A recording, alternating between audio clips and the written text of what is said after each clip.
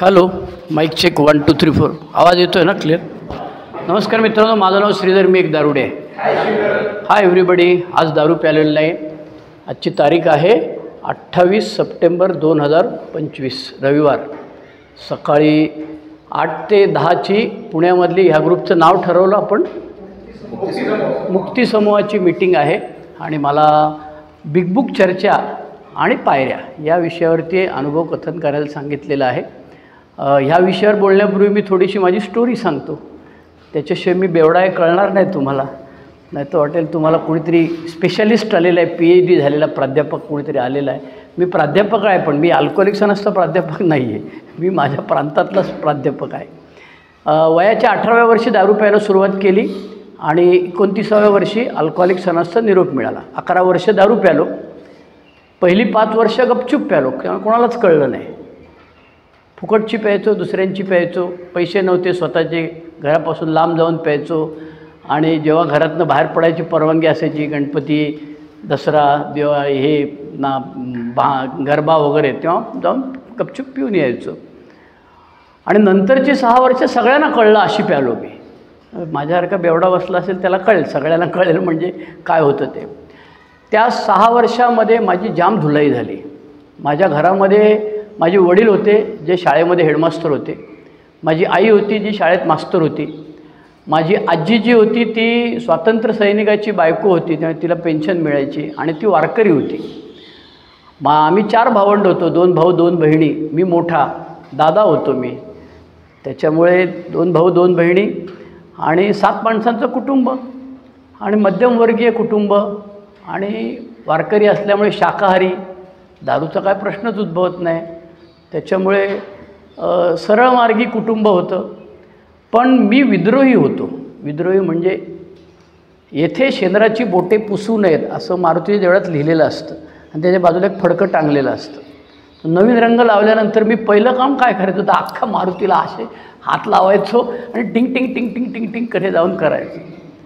तर तो विचारत म्हटलं, अरे नंतर तरी लोक लावणारच आहेत ना. म्हणाला, अरे निदान महिनाभर तर राहू दे ना स्वच्छ, नंतर लावणार आहेत तर लावतील, बघू आपण त्याचं काय करायचं ते. तुम्ही सांगितलं करू नका म्हणजे मी मुद्दाम करणार.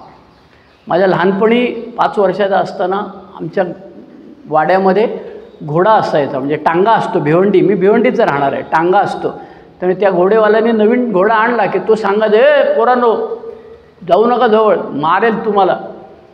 तर मी दुपारी 1 वाजता सगळे झोपल्यानंतर मग मी वाड्यातल्या सगळ्या पोरांना गोळा केले. सगळी पोरं म्हणजे 5 वर्षाचा, 6 वर्षाचा, 7 वर्षाचा एवढं. म्हटलं मी जाऊन दाखवतो. पोरांचं हे जाऊ नको, शंभूनी सांगितले जाऊ नको म्हणून. पण मैं जाके दिखात आहे. आणि आता 5 वर्ष म्हणजे का पायाचा अंगठ्याने असा टुकटुक टुकटुक पुढे गेलो आणि घोड्याच्या जवळ गेल्यावर घोड्याने घोड्याचं काम केलं. टँक लाथ मारल्यानंतर उडवल्यानंतर सगळी पोरं उडायला लागली. मग सगळ्या आया घरातनं आल्या बाहेर आणि प्रत्येकजण मला प्रश्न विचारतात, तुला सांगितलं होतं जाऊ नको घोड्याजवळ, तू का गेलास? त्या प्रश्नाचं उत्तर मला आता 35 वर्ष 11 महिन्याच्या सोबरिटीनंतर सापडलेलं नाही अजून. ते मी शोधतोच आहे की विद्रोही असल्यामुळे जे करू नका सांगितलं आहे ते मुद्दाम करायचं. आपला बाप येडा आहे, मास्तरकी केली आयुष्यभर, त्याला शाट काय माहीत नाही आणि त्यांनी जे काय नाही केलं ना ते एक्सप्लोअर करून बघायचं आपण. मग मी दारू प्यालो, मी मटका खेळलो, मी आणखी काय काय उद्योग केलेले आहेत जे पब्लिक डोमेनमध्ये सांगण्यासारखे नाही आहेत. ते सगळे उद्योग मी करून पाहिले आणि त्याच्या बरोबरीने दारू वाढली. त्यामुळे आता बऱ्याचदा आपण प्रश्न विचारतो की मी दारुड्या होतो म्हणून मी दारू प्यालो की मी दारू प्याल्यामुळे दारुड्या झालो. बिल डब्ल्यूने त्याचं वर्णन वेळोवेळी दिलेलं आहे की आमच्या स्वभावदोषांमुळे आम्ही दारुडे झालो. मी मित्रांबरोबर जेव्हा पहिल्यांदा दारू प्यालो तेव्हा आम्ही 11 जणं बसलो होतो. त्यातल्या 4 जणांनी आम्हाला दारू नको म्हणून सांगितलं आणि 7 जणांपैकी आम्ही 2 बेवडा झालो. माझा मित्र एक संजय होता, तो वारला दुर्दैवाने, आज ईश्वर त्याच्या आत्म्याला शांती देव. आणि आम्ही 2 जणं बेवडा झालो. उरलेले 5 लोक सुखासमाधानी प्याले आयुष्यभर. त्यांना पाहिजे तेव्हा सोडली, पाहिजे तेव्हा धरली, काही प्रॉब्लेम नाही आला. तर अल्कोहोलिक्स अनॉनिमसच्या मीटिंगमध्ये येईपर्यंत हा इतिहास मला शोधायचा असतो. आपण आज बिल डब्ल्यूची स्टोरी, बिग बुकची चर्चा करताय तुम्ही, त्यामुळे बिल डब्ल्यूची स्टोरी शोधते. त्या बिल डब्ल्यूच्या स्टोरीमध्ये माझी स्टोरी आहे. बिल डब्ल्यू वाचल्यानंतर पटलं पाहिजे की अरे चायला हा आपलाच बाप आहे, भाऊ शेजारचा माणूस आहे हा, सगळे मी जे करायचे धंदे तेच त्यांनी केलेले आहेत. त्याच्यामुळे हे अल्कोहोलिक सदस्य मीटिंग, पहिल्या मीटिंगमध्ये काय होतं, ओळख पटते, आयडेंटिफिकेशन मिळतं. इतके दिवस वाटायचं माझ्यासारखं मीच एकमेव द्वितीय, साला परमेश्वराला पण शिवाय द्यायचे, आईला भिकारतोट मला असा बेवडा बनवला, अमुक आहे तमुक आहे. इथे आल्यानंतर कळलं अरे हे सगळेच माझ्यासारखेच आहेत, थोडाफार फरकाने इधर उधर चलते राहत आहे. कोणी हाय बॉटम असेल, कोणी रॉक बॉटम असेल, कोणी मिडल बॉटम असेल, पण सगळे माझ्यासारखेच आहेत. त्याच्यामुळे मी अल्कोहोलिक सनसमध्ये येईपर्यंत शारीरिक वाट लागली, मुळव्याध झाली, नाकातनं रक्त पडलं, सलाईन लावायला लागले. माझ्या सुदैवाने मला सलाईन लावण्यासाठी हॉस्पिटलमध्ये जावं लागलं नाही, कारण माझं स्वतःचंच मेडिकल स्टोअर होतं. त्यामुळे तिथेच मी डॉक्टरला बोलवायचं, सलाईन लावून घ्यायचं. ज्यांनी सलाईन लावली असेल त्याला माहिती आहे, अर्धी सलाईन गेल्यावर बेवडा टाणाटाण होतो. त्याच्यामुळे पिवळं इंजेक्शन वगैरे टाकलेलं असतं, अर्धी सलाईन गेले की मी टकाटक व्हायचो आणि माझी मीच ती सलाईनचा स्पीड वाढवायचो आणि माझं मीच ते बटरफ्लायची सुई काढून घ्यायचो, पट्टी चिकटवायचो, हातवर उभा करून ठेवायचो आणि बरं वाटायला लागलं. या आनंदामध्ये आनंद साजरा करण्याकरता दुकानातनं बाहेर पडायचो आणि कुठे जायचो, लस्सी प्यायला जायचो, गाजराचा ज्यूस प्यायला थोडी जायचो मी पुन्हा 2 दुकानं टाकून दारूचं दुकानामध्ये जायचो. अल्कोहोलिक सदस्य मीटिंगमध्ये आल्यानंतर मला दारुड्या वेडेपणा करतोय बरेच दिवस कळतच नव्हतं. बऱ्याच दिवसानंतर मला एक दिवस शोध लागला, टप्पू म्हणला अरे गदड्या, वेडेपणा म्हणजे काय दगड मारायची गरज नाही, नागडा फिरायची गरज नाही. दारू पिण्यामुळे सलाईन लावायला लागली आणि सलाईन लावल्यानंतर बरं वाटल्यानंतर तू कुठे जायला पाहिजे, घरी जायला पाहिजे, कामाच्या ठिकाणी जायला पाहिजे, तर तू कुठे गेलास, दारूच्या दुकानात गेलास, अड्ड्यावर गेलास. म्हणजे तू शहाणा का वेडा रे, अरे हा तर वेडेपणा आहे चायला. तर अल्कोहोलिक सदस्य मीटिंगमध्ये आल्यानंतर किंवा येण्यापूर्वी शारीरिक त्रास झालेला होता, आर्थिक त्रास झाला होता, पण त्याचं फटके मला नव्हते बसले, कारण मी वडिलांचे पैसे ढापले आणि पार्टनरशिपमध्ये धंद्यातले पैसे धापले. त्याच्यामुळे मला त्रास झाला नव्हता, तो नंतर झाला, अर्थात तो भाग आणखी वेगळा. घरामध्ये त्रास व्हायचा, कारण आमच्या घरामध्ये कोंबडी आली तरी गोमूत्र शिंपडून घ्यायचे, असे वारकरी असल्यामुळे पद्धत होती. त्याच्यामुळे हा पितो, इथूनच त्याला आश्चर्याचा धक्का पाहिला, म्हणजे हा कसा काय प्यायला लागला. मग हळूहळू त्यांनी प्रयोग केले, प्रेमाने सांगून पहिलं काय पोरीचं लफडं असेल तर सांग, कुठे पैशाचं काय असेल, कुठे काय असेल सांग. मग फटके दिले, मग मारला धरून, सगळ्यांनी मिळून शिव्या दिल्या, ओरडाओरडा केला. घरामध्ये फॅमिली कोर्ट जमा झालं, वडिलांनीच नातेवाईकांना बोलवलं, सांगितलं याला साल्याला मी हाकलून देतो, अमुक आहे तमुक आहे. मग काका वगैरे असायचे, त्यामुळे एक चल वडिलांचे पाय धर. मग मी लगेच वडिलांचे पाय बी धरायचो आणि मग शपथ घ्यायचो आईच्या डोक्यावर किंवा देवाच्या तसबिरीवर. हे सगळं नाटक करून झालं. संध्याकाळी माझ्या मनामध्ये विचार यायचं, तो विद्रोही आहे ना मी, तर माझ्या मनामध्ये तो श्याम मानव आणि नरेंद्र दाभोळकर उतरायचे आणि ते मला सांगायचे तू देव हातात घेतला, ती पितळेची मूर्ती, त्याच्यावरती कसला विश्वास ठेवतो, बुद्धिप्रामाण्यवाद पाहिजे तुला. ते मूर्ती गेली तेल लावत, देव गेला तेल लावत, चल आपण दारू प्यायला जाऊ. फक्त मनात विचार एवढाच यायचा की कालच्यासारखी नाही प्यायची, आज थोडी प्यायची आणि लगेच परत यायचं. मग त्याच्याकरता मी चष्मा काढून ठेवला, चपला काढून ठेवला, एकटा गेलो, बार बदलले, ब्रँड बदलले, मित्र बदलले, वेटरला सांगून झालं, सगळे प्रकार करून झाले. मला थोडी दारू पिता यायची नाही. अल्कोहोलिक सदस्य मीटिंगमध्ये आलेपर्यंत मला कळलं शारीरिक नुकसान झालं आहे, आर्थिक नुकसान झालं आहे, कौटुंबिक नुकसान झालं आहे. कारण कोणी बोलायचंच नाही माझ्याशी घरामध्ये, वडील पण बोलायचे नाही, आई पण कधीतरी ढँटढँट मारामारी असायची अगदीच.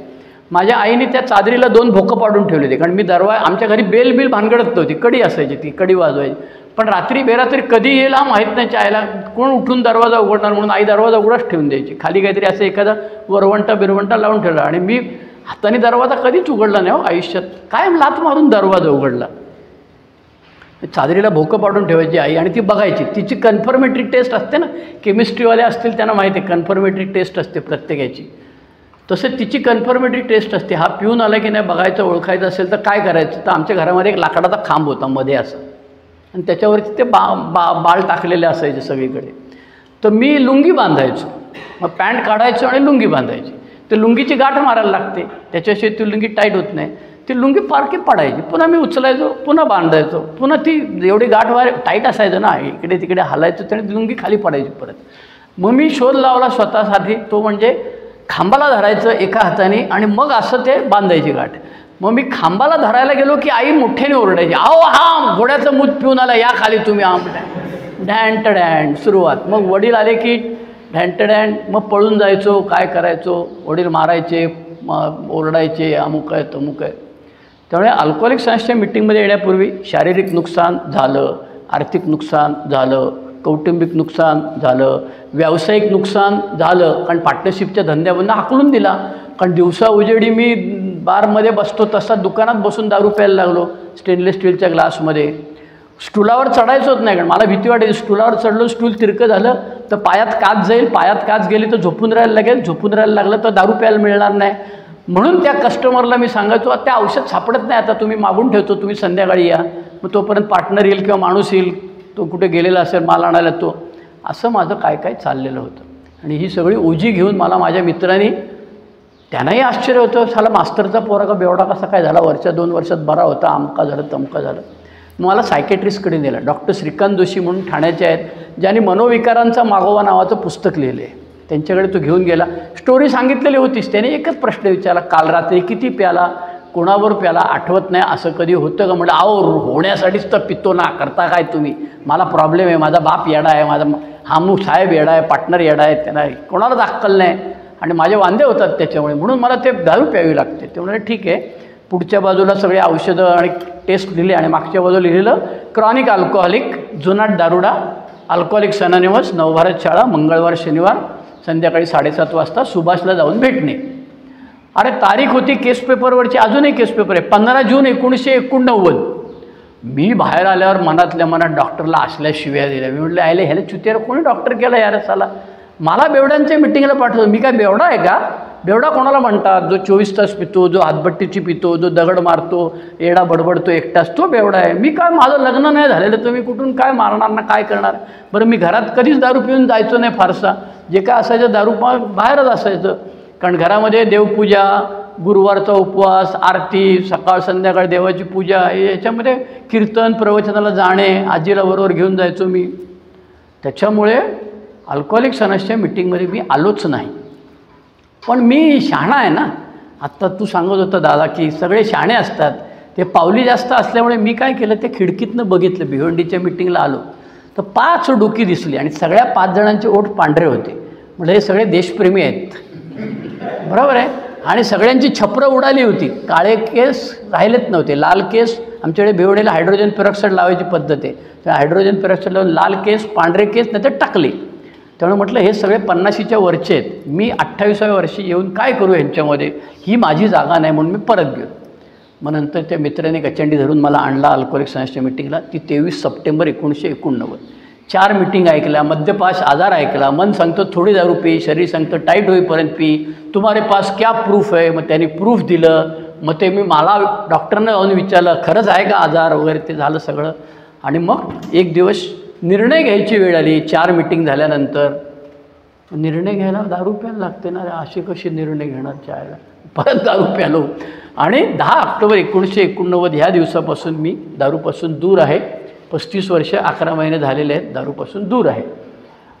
ह्या 35 वर्षामध्ये सांगण्यासारखी गोष्ट म्हणजे मी मीटिंगपासून जास्तीत जास्त 12 दिवस दूर राहतो, ते पण कधी विपश्यनेला जातो तेव्हा.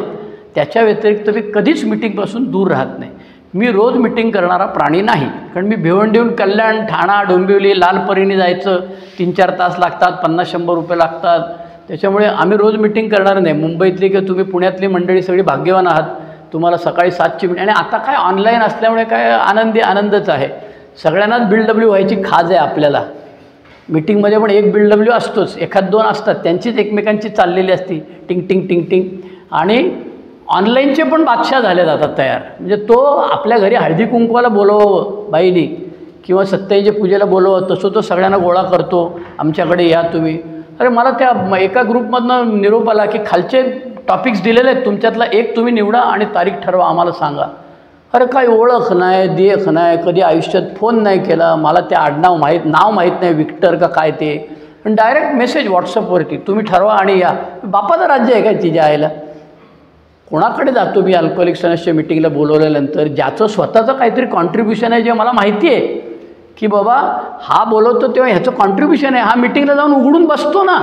तो किती शिकलेला आहे, त्यांनी बिग बुक वाचले की नाही ते नाही महत्त्वाचं, त्याचं कॉन्ट्रीब्युशन काय आहे. तो रोज दर आठवड्याला एकदा मीटिंगच्या आधी 15 मिनटं जाऊन बसतो, बाकडी पुसतो, शेवटी राहतो, आलेल्या माणसाला मीटिंग लिस्ट देतो, जाताना सिक्युरिटीवाल्याला चावी देतो, लाईट बंद करतो. हे त्याचं कॉन्ट्रीब्युशन आहे. सगळेजण स्ट्रक्चर्ड सर्व्हिस नाही करू शकणार, सगळ्यांना ते जमेल असं नाही, तेवढ्या जागा पण नाहीत वरती, IGR, ट्रेजरर, सेक्रेटरी, ह्याव त्याव. त्याच्यामुळे आपल्याला जमेल ती सेवा करायची. खाली मुक्तता आहे, इकडे सेवा आहे आणि इकडे एकता आहे. बरोबर, मुक्तता झाल्याशिवाय पुढे काय नाही, रिकव्हरी झाल्याशिवाय काय नाही. आपण बोलताना काय म्हणतो, युनिटी सर्व्हिस रिकव्हरी. कसं बोलायला पाहिजे, रिकव्हरी युनिटी सर्व्हिस बोलायला पाहिजे, ते आपण उलटं बोलतो. त्याच्यामुळे अल्कोहोलिक्स अनोनिमसच्या मीटिंगमध्ये आल्यानंतर मला कळायला लागलं की मला दारूपासून दूर राहायचं आहे, म्हणून हे सगळं चाललेलं आहे. पण मला पहिल्यांदा वाटायचं ही वक्तृत्व स्पर्धा आहे. त्याच्यामुळे मी अनेक मीटिंग केल्यानंतर एका सेक्रेटरीला विचारलं, चायला ह्यालाच का देता सारखं सारखं शेअरिंग. तो म्हणाला त्यांनी कार्यक्रम घेतला आहे. म्हटलं वो क्या होता है. तो म्हणाला ते पुस्तक लावलं होतं तिथे बिग बुक. तो म्हणाला इसमें लिखा हुआ है. म्हटलं आणि इकडे काय किंमत, काय 26 रुपये काहीतरी सांगितलं. ठाण्याहून भिवंडीला गेलो, रात्री 10:30 वाजता वाचायला सुरुवात केली, 1:30 वाजेपर्यंत दौड आला हो गया. म्हटलं अभि आपण कार्यक्रम लिहा आहे, आपने को बोलो. तो म्हणाला असं नसतं काय, कार्यक्रम म्हणजे स्पॉन्सर घ्यायचा असतो. वो क्या होता है. म्हणाले एक मार्गदर्शक घ्यायचा, तुझ्यापेक्षा जास्त दारूपासून दूर असलेला माणूस ज्याला अनुभव आहे अशा माणसाला स्पॉन्सर घ्यायचा. घेतो लगेच डायरेक्ट. त्यातल्या त्यात पोपट बोलणारा जो होता तो कळतं ना आपल्याला, बोलणारा पोपट कोण असतो तो. तर त्याला जाऊन सांगितलं तुमच्याकडे तुम्ही माझे स्पॉन्सर व्हा, विश्वनाथ पी. ते म्हणाला कशाला, काय करायचं आहे तुला. म्हटलं कार्यक्रम घ्यायचा आहे. म्हणजे काय करायचं आहे. म्हटलं 4थी पायरी लिहायची, कारण पहिल्या 3 पायऱ्यांमध्ये कार्यक्रम स्वतःच घ्यायचा आहे, त्यात काय ॲक्शनच नाही आहे. आणि पहिली पायरी तर आपण एमध्ये यायच्या आधीच घेऊन आलो ना रे. अरे आपली फाटली होती म्हणून तर इथे आलो ना. मग पहिली पायरी इथे आल्यावर साक्षात्कार झाला असं नाहीच आहे. फाटली होती म्हणून इथे आलो. इथे का आला, कारण एकट्याच्या जीवावर दारू सोडायचा प्रयत्न केला, बाबा भगत करून झाले, शपथा घेऊन झाल्या, त्याच्याने जमलं नाही. म्हणून कोणाची तरी मदत, उच्च शक्ती पाहिजे, म्हणून मी अल्कोहोलिक्स अनोनिमसच्या मीटिंगला आलो. किस्सा सोपा आहे. दुसरी पायरी समजायला, केम टू बिलीव्ह. तुझ्या ज्ञानातनं मला भर पडली अशातलं काय नाही. माझी मी मारली, लाल करून घेतली आणि मग मी आलेलो आहे. अनिल डी म्हणाले पाठीला माती लागल्याशिवाय दारुड्या अक्कल येत नाही. कुस्तीच्या मैदानात असताना पाठीला माती लागायला लागते, त्याच्याशिवाय तो हरत नाही. तसं वाट लावून घेतल्यावर मग येतो तो. मग अल्कोहोलिक्स अनोनिमसच्या मीटिंगमध्ये आल्यानंतर मी सांगितलं मी कार्यक्रम घेतो. मग ते वाचणारे असतात ना, ते जास्त चावतात इतरांना. त्याच्यामुळे ते मी चावायला लागलो. मग मी इथे आलो होतो, पुण्यामध्ये आलो होतो गुरुजींबरोबर. माझे स्कॉलरशिपचे पैसे धापलेले होते, ते खर्च केले, ते परत नव्हते दिले. लोन स्कॉलरशिप होती, नॅशनल स्कॉलरशिप. मग मी जयप्रकाशकडे गेलो. म्हटलं अरे मी एवढेच पैसे आणलेत आणि ते एवढे पैसे मागतात, तर त्याला पैसे दे. तो म्हणाला थांब बस जरा. तो आतमध्ये जाऊन त्याच्या स्पॉन्सरला, माझ्या स्पॉन्सरला फोन केला, अरे हा पैसे मागतो, देईल की नाही. नाही म्हणे देईल, तो काय काळजी करू नको, दे त्याला पैसे. मग मी ते ऑफिसमध्ये जाऊन पैसे भरले, त्यांचं लेटर घेतलं की आता तुझी काय बाकी नाही वगैरे वगैरे. बरं वाटलं. ते आपल्याकडे एक ओल्ड टायमर होता, वारला आता, तो पारसी होता ना, मला वाटतं काय त्याचं होसी. त्याने मला विचारलं तू 6वी पायरी कशी घेतोस. अरे चड्डी पिवळी झाली ना माझी, कारण 6वी पायरी बोलायचो सगळ्या पायऱ्यांवर, पण 6वी पायरी कशी घेतो म्हटल्यानंतर फाटली आमची. मग गप बसलो. मला काहीतरी थातुरमातूर उत्तर दिलं, त्यालाही समजलं हे किती पाण्यामध्ये आहे, ते लिंबू कच्चा आहे अजून हा. मग मी माझ्या स्पॉन्सरकडे गेलो. म्हणाले तुला कळलं का तू पोपट आहेस. म्हटलं हां, मला वाटलं हे वक्तृत्व स्पर्धा आहे. वक्तृत्व स्पर्धा नाही म्हणाले, हे अनुभवातनं सांगायचा कार्यक्रम आहे. मग मी पुन्हा एकदा 4थी, 5वी, 6वी, 7वी, 9वी, मग 12वी, 11वी तर मी केलीच नव्हती. 22 वर्ष 11वी केली नव्हती. कारण मी सांगायचो ध्यान करायला डोळे मिटले की मला भलतंच दिसतं काहीतरी, टिंग टिंग टिंग टिंग. त्याच्यामुळे मी डोळेच मिटायचो नाही. शेवटी सुदैवाने 22 वर्षाच्या सोबॅरिटीनंतर मला विपश्यनेला जायची संधी मिळाली. मी गेलो आणि मग मी विपश्यना काय प्रमोट करत नाही, का मला काय कमिशन नाही किंवा तसं काय मी सांगत नाही. ज्याने त्याने करावं, BLW लिहून ठेवलेलं आहे. त्याच्यामुळे पहिल्या वर्षात खूप मीटिंग केल्या, नव्या रिझेंटमेंट गोळा केल्या. भिवंडीमध्ये सुभाषच्या वाढदिवसाला 250 माणसं येतात, आपल्या वाढदिवसाला 300 माणसं आली पाहिजेत. आणि मी सगळीकडे फिरत होतो, त्यामुळे खरंच 300 माणसं आली. त्यामुळे मला सुभाषपेक्षा छाती मोठी झाली माझी. सुभाषपेक्षा आपली वट जास्त आहे. पण अल्कोहोलिक्स अनॉनिमसच्या मीटिंगमध्ये येऊन अक्कल यायला खूप वर्ष लागतात. मला तर जरा जास्तच लागले बाबा. 15-20 वर्षापर्यंत तर काही कळतच नसतं. नुसतंच one day at a time दारू प्यायची नाही एवढंच करायचो. मग यथावकाश वडील लगेच हुशारी करायला लागले. वडील एच्या मीटिंगमध्ये येऊन त्यांना शेअरिंग दिलं सुभाषनी, कारण तो त्यांचा विद्यार्थी होता. ते म्हणाला आता ह्याला अनुभूती झालेली आहे. अनुभूती शब्द हे आध्यात्मिक आहे. जो व्हरायटीज ऑफ रिलिजियस एक्सपिरियन्समध्ये विल्यम जेम्स कन्व्हर्शन ज्याला म्हणतो, तो म्हणाले ह्याला आता अनुभूती झालेली आहे, आता मी ह्याचं लग्न लावून टाकतो. त्याच्यामुळे माझे स्पॉन्सर माझ्या वडिलांना भेटले. ते म्हणाले अरे बाबा ह्याला 15 महिने तरी दारूपासून दूर राहू दे, मग काय करायचं ते करा तुम्ही. त्याच्यामुळे त्यांना राग यायला लागला. त्यांना काही स्पॉन्सर संकल्पना माहीत नव्हती. आमचा पोरगा आणि हा कोण माणूस आम्हाला सांगतो, पण त्यांनी ते ऐकलं. मग यथावकाश लग्न ठरलं, रजिस्टर लग्न केलं, वादविवाद झाले, वेगळा राहायला लागलो. मग धंदा करत होतो, तो धंदा बंद करायला स्पॉन्सरने सांगितलं, नोकरी करायला लागलो. मग घराजवळच भिवंडीमध्ये इथेच जवळ सगळं माझं कॉलेज, बायकोची शाळा, आई वडील, सासू सासरे, मुलीचं बेबी सिटिंग, मुलीची शाळा, सगळं जवळ होतं. खुश होतो मी. 10 वर्ष छान चाललं होतं. One day at a time 12 stepping करायचं भिवंडीमध्ये, वेगवेगळ्या ठिकाणी जायचं. मी स्टार स्पीकर झालो, कार्यक्रम घेतलेला, स्पॉन्सर चांगला माझा, त्याच्यामुळे बरं चाललं होतं. पण 10 वर्षानंतर ती नोकरी गेली आणि मग मी घरामध्ये खुरमांडी घालून बसलो आणि माझी आई आणि बायको मस्तपैकी पदर खोचून धरायला आल्या माझी शेंडी. म्हणाले आम्ही इतकी वर्ष तुला सांगतोय की ह्या नोकरीचं काही खरं नाही, तर तू ऐकत नाही आमचं. तू आणि तुझा तो म्हातारा स्पॉन्सर ते आम्हाला अक्कल शिकवतात. One day at a time, this too shall pass. आता घ्या घालून म्हणाले. माझ्याबरोबर राहून माझी बायको आणि आई पण छान शिव्या द्यायला शिकलेली होती. काय करणार म्हणाले. मग बसलो रडत गेलो. स्पॉन्सर म्हणाले 2 पर्याय. एक पर्याय एमध्ये याची शेंडी त्याला लावायची, त्याची शेंडी ह्याला लावायची, मस्त चालतं म्हणे. तुला पाहिजे तर त्यांचे नंबर देतो मी, त्यांच्याशी बोल तू. असे प्रत्येक ग्रुपमध्ये 1-2 चीटर लोक असतातच की जे रिहॅबमध्ये नेल्या की पैसे मिळतात. कोणीतरी श्रीमंत माणूस बघायचा, त्याला फॉलोअप करायचा, 5,000 रुपये महिन्याचे, 8,000, त्याचीच गाडी ती जायला, त्याच्याच गाडीतनं फिरायचं मिटिंगला आणि सांगायचं 5,000 रुपये घेणार मी, आठवड्याभराचे 3,000 घेणार. हा एक पर्याय. दुसरा पर्याय, तुझ्याकडे दुसरी नोकरी डिग्री आहे, दुसरे शिक्षण घे आणि नोकरी करायला लाग. माझ्याकडे LLBची नोकरी डिग्री होती. मी LLMला ॲडमिशन घेतली. ठाणा कोर्टात वकिली करायला सुरुवात केली. भिवंडीहून विटीला जायचो, युनिव्हर्सिटीमध्ये शिकलो. मला हवे तेवढे मार्क मिळाले, 55%. मग आमच्या सिनियर वकिलांनी सांगितलं उद्यापासून कोर्टात येऊ नकोस, तुझा जन्म मास्तरकीसाठी झालेला आहे. आत्ता त्याचा 25वा वाढदिवस उद्या आहे, मला वाटतं 29 तारखेला. त्याचा एक ज्युनियर आहे, तो मला एमध्ये भेटला वकील. आणि मी म्हटलं अरे मी इथे श्रीकांतकडे जायचो पहिले, अमुक त्यांनी मला मेसेज पाठवला, तरी फोन केला. तो म्हणाला अरे तुला जेव्हा मी हे सांगितलं की तू इथे येऊ नकोस, तेव्हा माझ्या पोटात किती गोळा आला होता, कारण तुला मी सांगितलं येऊ नको आणि तुझं काय बरं वाईट झालं त्याला मी जबाबदार होतो म्हणाले. पण मी विचारपूर्वक तुला सांगितलं होतं. मग मी मास्तरकी करायला सांगितलं. मग मी फार्मसीमध्ये लॉमध्ये मास्टर झालो. ठाण्याला college, Siddharth college, Ambedkar college, Mumbai विद्यापीठ सगळं करून प्रिन्सिपल 3-4 वेळा झालो. रिटायर झालो 2020 साली. तोपर्यंत मुलीचं शिक्षण झालं. मुलगीने फ्रान्समध्ये PhD केली. मग लग्न तिने जर्मन माणसावर केलं. इंग्लंडमध्ये राहते, तिच्याकडे जाऊन आलो, रजिस्टर लग्न झालं.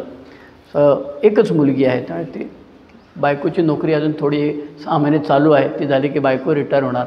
भाड्याने मुंबईत राहतो आहे सध्या. ते कुठे आता ते परवडणार नाही भाडं, एवढं जास्त भाडं नोकरी चालू असताना परवडतं. आता काय परवडणार नाही. मग खाली जायचं आपलं बदलापूर, डोंबिवली काय जे असेल ते परवडेल तिकडे जायचं. आज रिटायर होऊन 5 वर्ष झाली. मी मास्तरकी चालू आहे. आत्ता पण मी माझं LLMचं लेक्चर घेत होतो बाजूला बसून. कारण आपलं उत्पन्नाचं साधन पाहिजे ना, आपल्याला पेन्शन नाही, त्यामुळे आपल्याला उत्पन्नाचं साधन पाहिजे.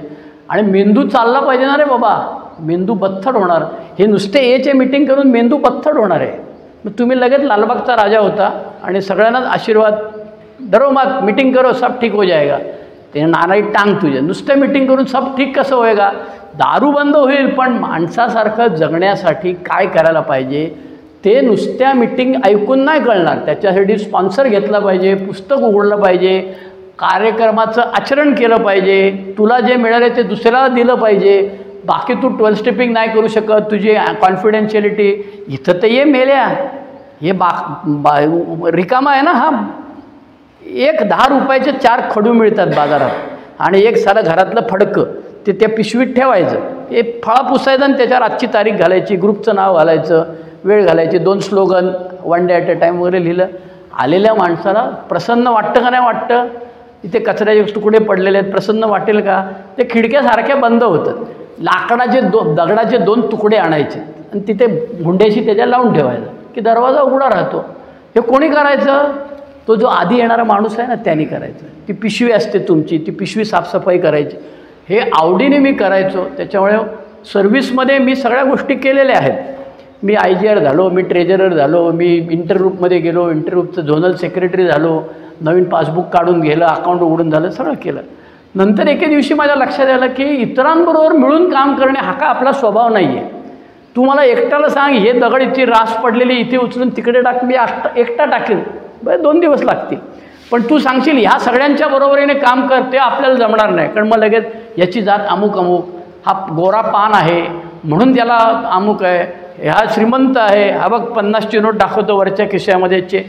माझे लगेच बायस, माझे पूर्वग्रह सुरू होतात आणि मी भांडणं करायला लागतो. त्यामुळे सगळ्यांनी मिळून काम करणारा माणूस मी नाही. हे कळल्यानंतर मला जे जमेल ते मी करायला सुरुवात करतो. त्यामुळे आता मी काय करतो, माझं यूट्यूबवरती चॅनल आहे. ते पण चॅनल कसं उघडलं तर सगळेजण मला सांगायचे काल शेअरिंग केलं ते पाठव.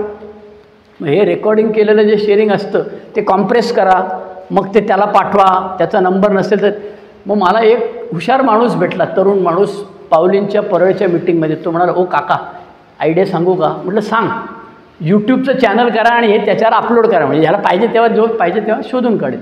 तुमच्यापैकी किती लोकांनी यूट्यूब चॅनल माझं पाहिलेलं माहीत नाही. मीटिंग संपल्यावरती बघा, AA शेअरिंग मुंबई श्रीधर आणि बंबई श्रीधर 135 आहेत मराठीमध्ये, 50 आहेत हिंदीमध्ये. 40-40 मिनटाची शेअरिंग आहे. एका वेळी नाही ऐकता आली, अर्धी ऐका, झोप येईपर्यंत ऐका, काही प्रॉब्लेम नाही. बरं त्यातनं मला काय पैसे मिळणार आहेत का? अजिबात नाही. मला काय बिल्ला मिळणार आहे का? मी ऑलरेडी स्टार स्पीकर आहे. आता वयाच्या 66व्या वर्षी तुमचे बिल्ले घेऊन कुठे मशनात जायचं आहे मला? काय मला घेणं नसते देणं नसते. हे ते पुढच्या पिढीसाठी, ज्यांना कोणाला इंटरेस्ट आहे त्यांच्यासाठी हे सगळं चाललेलं आहे. ते रेकॉर्डिंग करायचं, अपलोड करायचं, आवडलं तर ठीक आहे ना. रेकॉर्डिंग करताना बंधनं येतात, घाणेरड्या शिव्या देऊन चालत नाही, पब्लिक डोमेनमध्ये आहे. दुसऱ्याची चड्डी काढून चालत नाही, मेलेल्या माणसांबद्दल वाईट बोलून चालत नाही. त्याच्यामुळे ते बंधनं आली माझ्यावरती. मी ते यूट्यूबचं चॅनल चालू केलं, ते बरं चाललेलं आहे. घरी बसून रेकॉर्डिंग करतो आणि पाठवून देतो, किंवा इथे कुठे शेअरिंग केलं तर पाठवून देतो. मी वर्कशॉप घेतो, कार्यशाळा घेतो, एकेका पायरीची पण घेतो. म्हणजे 1ली, 4थी, 9वी पायरी, 12वी याचं वर्कशॉप घेतो. सकाळी 10 ते 4 ग्रुप कॉन्शियस घेऊन ते लोक बोलवतात. काय जेवायची सोय करायची असेल तर 10 ते 5, नसेल करायची तर 2 ते 9. म्हणजे जेवायची सोय करायची, प्रत्येकजण आपल्या घरी जेवून येणार, काय प्रॉब्लेम नाही. अशी 82 वर्कशॉप घेऊन झाली माझी. आता 83वं जे वर्कशॉप आहे ते आहे धुळ्याला, पुढच्या शनिवार रविवारी 2 दिवस धुळ्याला, आणि 25-26 ऑक्टोबरला पंढरपूरला आहे. त्याच्यामुळे पदरच्या पैशाने जायचं, पदरच्या पैशाने राहायचं, कोणाच्या घरी राहायचं नाही, सेफ ट्रान्सफरने शिकवलेलं आहे. आणि आपलं काम काय, कॅसेट, आपली फ्रँचायझी आहे. आपल्याला जे अनुभव आहे तेवढं फक्त कॅसेट वाजवायचे त्या पायरीचे. मग आता 2 दिवसाचे वर्कशॉप घ्यायला सुरुवात केली लोकांनी. पंढरपूरवाल्यांनी सुरुवात केली, मग नंतर त्या ह्याला घेतलं, औरंगाबादला घेतलं. त्यांनी तर AC-BC हॉल ठेवला, चहा मारी टोपी मस्तपैकी, आणि ते लोकांना बरं वाटायला येतात. आता अशा पद्धतीने मी जगत असताना मला प्रॉब्लेम नाहीत का? हो प्रॉब्लेम आहेत. मला पैशाचे प्रॉब्लेम्स आहेत, मला तब्येतीचे प्रॉब्लेम्स आहेत, मला ऐकायला कमी येतं, दिसतं कमी, सुधारत नाही, एकटाच बडबडायला लागला. I am a good speaker, I am a bad listener. त्यामुळे मला लोकांचं ऐकून घ्यायला मला दम नसतो. मी लगेच रिपल्सिव्हली बोलायला सुरुवात करतो, माझ्या लक्षात राहत नाही. अनेक प्रॉब्लेम्स आहे. स्पॉन्डिलायसिस आहे, गुडघे दुखतात, मूळव्याध आहे, नाकातनं रक्त करतं, खाज येते, ते दिन्य आहेत, सगळ्यांना आहेत. ते मला सुदैवाने आईवडिलांनी दिलेलं शरीर चांगलं असल्यामुळे डायबिटीस नाही, ब्लड प्रेशर नाही. पण बाकी सगळं काही ना काहीतरी वयोमानानुसार काठी घेऊन चालायला लागतं. पाऊस पाणी आहे, घरची बायको काळजी करते, पोरगी बायकोचं ऐकत नाही, मग बायको आग लावून देते तिकडे पोरीला. इंग्लंडमध्ये पोरगी डायरेक्ट स्पॉन्सरला फोन करते, आता ऐकत नाही बाप आमचं, काय करायचं सांगा त्याला. तर म्हणजे ठीक आहे मी समजावून सांगतो. त्यांना अजून कळत नाही की हे कोर्टाचं ऐकायचं असतं ना, हायकोर्टवरती सुप्रीम कोर्टाचं ऐकतं. तर आपले सुप्रीम कोर्ट 2 आहेत, एक स्पॉन्सर आणि दुसरं माझी होमिओपॅथी डॉक्टरीन बाई. ते माझं नाव ऐकतं, त्याचा सांगतात. त्यामुळे बरं चाललं आहे, दारू पित नाही, सिगरेट पित नाही, नॉनव्हेज खात नाही, लफडी करत नाही, पैशाची करत नाही, एच्या मीटिंगला असतो, त्याच्यामुळे बरं चाललेलं आहे. सगळ्यांच्या ज्या अडचणी आहेत त्या माझ्या पण आहेत, त्याला काय इलाज नाही. पण आपण समाजसेवा वगैरे करायचे काय लायकीच नाही. म्हणजे त्रिकोणाचा चौकोन करा, सोसायटीचा सेक्रेटरी व्हा, रस्त्यावरती खड्डे पडलेले आहेत त्याचे फोटो काढा आणि अपलोड करा, आश्रमशाळेत जाऊन फुकट शिकवा, हे सगळं माझा स्पॉन्सर करतो, आवडीने करतो, आनंदाने करतो, आजही करतो, काही प्रॉब्लेम नाही. हॅट्स ऑफ टू हिम. आपल्याला तसं काय जमणार नाही आहे. कारण आपण आपलं हे जे चाललं आहे ते बरं आहे. घर, काम, मिटिंग याच्यामध्ये त्रिकोणामध्ये राहिलं, सेवा करायची संधी जेव्हा मिळते तेव्हा करायचं. आता प्रश्न राहिला, तुमच्याकडे बिग बुक डिस्कशन चालू आहे. आता तुम्ही मला सांगितलं बिग बुक डिस्कशनवरती माझे अनुभव सांग.